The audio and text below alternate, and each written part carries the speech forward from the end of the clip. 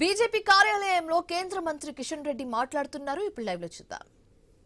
చాలా దుర్మార్గంగా ఒక మక్తలే కాదు తెలంగాణ వ్యాప్తంగా మా రాష్ట్ర అధ్యక్షులు వారు చెప్పినట్టు దుర్మార్గంగా వివరించడం జరిగింది. ఈరోజు మనం చూస్తూ ఉన్నాము, విచ్చలవిడిగా ఇంటింటికి ఇచ్చినటువంటి డబ్బు కాకుండా పోలింగ్ బూత్ల వారీగా ఓపెన్గా పోలీసుల ముందు, అధికారుల ముందు, పోలింగ్ బూత్ లోపల, పోలింగ్ బూత్ బయట మా పార్టీ తరఫున మేము పోలింగ్ బూత్ ఆఫీసర్ కానీ పోలీస్ అధికారులకు కానీ ఎవరికి కంప్లైంట్ చేసినా రాష్ట్ర ఎన్నికల కమిషన్ నుంచి కానీ పోలీస్ నుంచి కానీ ఏ రకమైనటువంటి స్పందన లేదు. అసలు స్టేట్ ఎలక్షన్ కమిషన్ అనేది ఉన్నదా? వాళ్ళు రూపకల్పన చేసినటువంటి విధి విధానాలు అమలు చేస్తున్నారా? అటువంటిది లేదు. ఎందుకంటే కాంగ్రెస్ పార్టీ ప్రభుత్వము, బీఆర్ఎస్ పార్టీ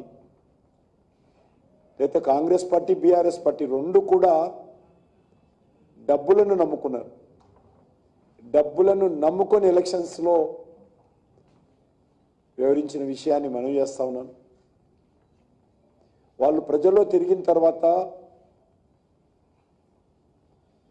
కాంగ్రెస్ పార్టీ పట్ల వ్యతిరేకత, బీఆర్ఎస్ పార్టీ పట్ల స్పందన లేకపోవడము, ఈరోజు వాళ్ళు డబ్బును నమ్ముకొని మరి ఈరోజు చాలా దుర్మార్గంగా వివరించారు.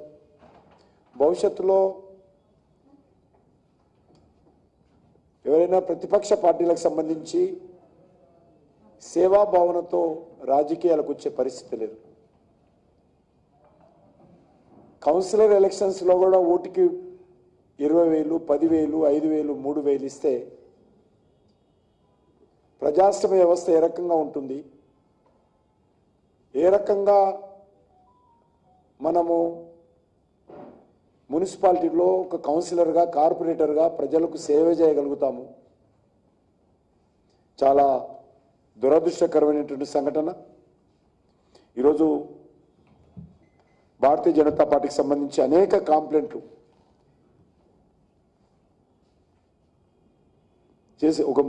చేసినప్పటికీ కూడా ఎక్కడ కూడా స్పందన లేదు. వివరాలు అనేకం ఉన్నాయి.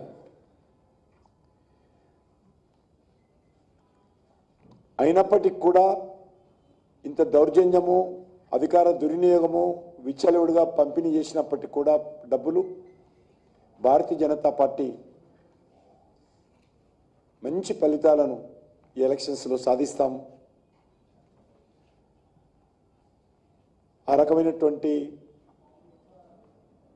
మా పార్టీ స్పందన బాగా లభించింది. చివరగా ఎలక్షన్ కోడ్ ఉంది. ఈరోజు బహుశా కౌంటింగు ఈవెన్ మున్సిపల్ చైర్మన్ అయ్యేంత వరకు కూడా ఎలక్షన్ కోడ్ ఉంటాయి. దాని రూల్స్ ఏందో ఇంకా తెలియదు నాకు పూర్తిగా. కానీ ఎలక్షన్ అవుతూ ఉంటే తెలంగాణ వ్యాప్తంగా ఉన్నటువంటి మున్సిపాలిటీస్, మున్సిపల్ కార్పొరేషన్ సంబంధించినటువంటి ఎలక్షన్ జరుగుతూ ఉంటే ఈరోజు అనేక మంది ఐఏఎస్ ఆఫీసర్ని ట్రాన్స్ఫర్ చేశారు.